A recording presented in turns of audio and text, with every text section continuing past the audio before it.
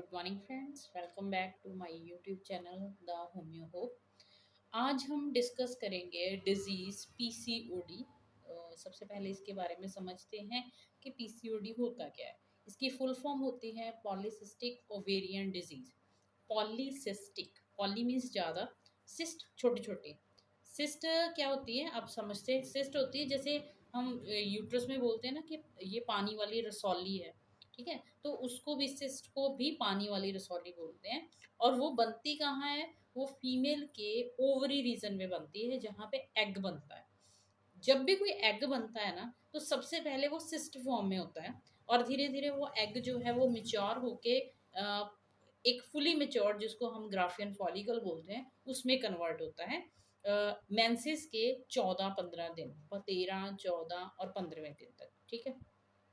लेकिन पीसीओडी में होता क्या है कि एग तो बनते हैं, क्योंकि शुरू में वो जो सिस्ट है वो सारी मल्टीपल्स बनती हैं, लेकिन बाकी सारी डीजनरेट हो जाती हैं और सिर्फ एक है सिस्ट, वो बड़ी हो जाती है, जिसको हम मेच्योर एग या ग्राफियन फॉलिकल बोल देते हैं। लेकिन पीसीओडी के केस में वो एग एक जो है वो मेच्योर नहीं होता, एक एग मेच्योर नहीं होता, और मल्टीपल जो है इमेच्योर से ही हम बोलेंगे कि कच्चे अंडे या जो अभी आगे जाके उन्होंने एग बनना होता है, वो इमेच्योर ही रह जाते हैं और मल्टीपल हो जाते हैं, ठीक है। उस चीज़ को हम पॉलीसिस्टिक ओवेरियन डिजीज बोलते हैं। ये डिजीज आजकल गर्ल्स में स्पेशली 16, 17, 18, 19 टीन एजर एज में बहुत ज़्यादा कॉमन हो रही है।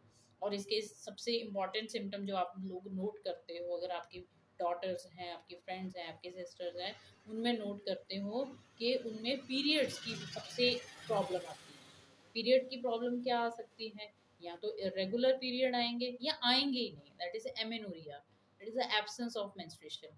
क्यों? क्योंकि अंदर जो एग है वो मेच्योर नहीं हो रहा। मेच्योर नहीं होएगा तो आगे हॉर्मोन्स नहीं बनेंगे। हार्मोन जो एग को फेलोपियन ट्यूब तक लेके आने हैं, और फेलोपियन ट्यूब में वहाँ पे फर्टिलाइजेशन होनी है, वो सारा काम वहीं रुक जाता है।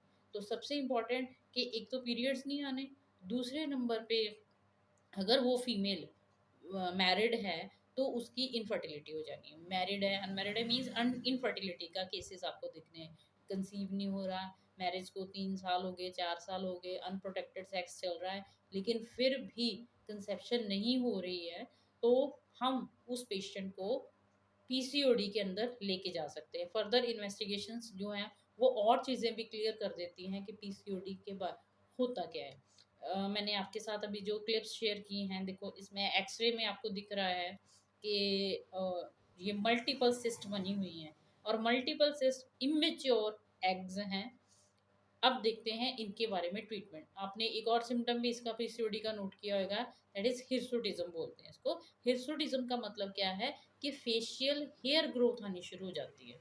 जैसे गर्ल्स में चिन पे हेयर आने शुरू हो गए, यहाँ चीक्स पे हेयर आने शुरू हो गए, तो मीन्स टेस्टोस्टेरोन का लेवल बढ़ जाता है, जो मेल हार्मोन होता है, और फीमेल के हार्मोन इस्ट्रोजन और प्रोजेस्टेरोन या फॉलिकल स्टिमुलेटिंग हार्मोन, उनका लेवल डाउन हो जाता है, जिसके कारण आगे फर्दर जो है काफ़ी हार्मोनल डिस्टर्बेंसेस आ जाती हैं। अब हम ट्रीटमेंट के बारे में बात करते हैं। इसके काफ़ी ट्रीटमेंट होते हैं। हार्मोनल थेरेपी दी जाती है, ठीक है, जो जैसे एक तरह की कॉन्ट्रासेप्टिव मेडिसिन दी जाती हैं। कॉन्ट्रासेप्टिव या हार्मोनल थेरेपी उसको बोलते हैं। उसमें पूरा साइकिल टू साइकिल मेडिसिन चलती हैं, और जब मेडिसिन वो छोड़ देते हैं देन साइकिल अपीयर हो जाता है। तो इस तरीके से जो साइकिल है उसको रेगुलर किया जाता है। लेकिन इस हार्मोनल थेरेपी के काफ़ी जो है डिसएडवांटेजेस या डीमेरिट्स भी हैं। वो क्या हो सकते हैं? ऑब्वियसली अगर कोई फीमेल है या कोई गर्ल है, वो हार्मोनल थेरेपी ले रही है, तो फर्दर फ्यूचर में उसकी जो डिपेंडेंसी है, उसकी बॉडी की जो डिपेंडेंसी, वो हॉर्मोन्स के ऊपर ही आएगी। कैसे? कि हाँ, अगर बाहर से हार्मोन मिलेगा तो पीरियड स्टेबल रहने हैं, जैसे ही बाहर से हार्मोन नहीं मिलता है, पीरियड्स की वही कंडीशन आ जाती है। That is kind of suppression, कि जब तक मेडिसिन चल रही है तब तक पेशेंट ठीक है, और जब मेडिसिन बंद हो जाती है तब तक फिर दोबारा प्रॉब्लम आ जाती है। तो इस कंडीशन में हमें एक परमानेंट ट्रीटमेंट की ज़रूरत है, जिसने कोई भी हार्मोन को डिस्टर्ब नहीं करना, जो अदर बाकी हार्मोन, हमारे बॉडी में बहुत सारे हार्मोन हैं, बहुत सारे ग्लैंड्स हैं, आपका पिट्यूटरी ग्लैंड है, थायराइड ग्लैंड है, बहुत सारे ग्लैंड्स हैं जिनसे हार्मोन्स निकलते हैं। ठीक है, तो हर हार्मोन का इंटरकनेक्शन एक दूसरे के साथ होता है। अगर हम बाहर से हार्मोनल थेरेपी ले रहे हैं तो आपकी बॉडी की डिपेंडेंसी उस हार्मोन के ऊपर हो जाएगी, और आपकी बॉडी अगर हल्का फुल्का वो हार्मोन बना भी रही है वो टोटल छोड़ देगी। वो क्या करेगी कि हाँ जी, उसको बनाने की ज़रूरत ही नहीं है क्योंकि बाहर से उसको बना बनाया मिल रहा है, और वो बॉडी थोड़ा बहुत अभी जो हार्मोन फॉर्मेशन का काम कर रही थी वो खत्म हो जाता है। तो धीरे धीरे हार्मोन का लेवल इतना डिस्टर्बेंस हो जाती है कि बाद में पेशेंट को रिकवर करने के लिए हमें हाई टू हाई डोजेस जो है हार्मोन्स की देनी पड़ती हैं। तो इससे अच्छा ये है कि आप एक ऐसी मेडिसिन को सेलेक्ट करो जो मेडिसिन किसी भी हार्मोन लेवल को या किसी हार्मोन के फंक्शन को डिस्टर्ब ना करे। तो इसमें सबसे बेस्ट जो ट्रीटमेंट है वो होम्योपैथी का आता है।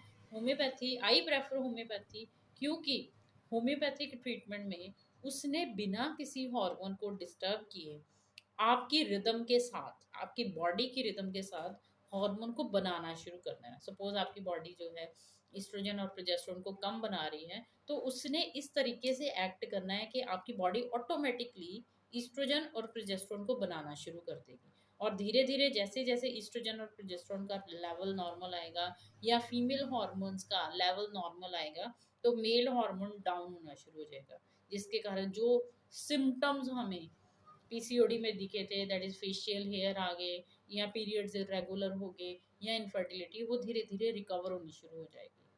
तो आप अगर होम्योपैथिक ट्रीटमेंट को प्रेफर करना चाहते हो तो मुझे भी आप ऑनलाइन भी और ऑफलाइन भी कंसल्ट कर सकते हो।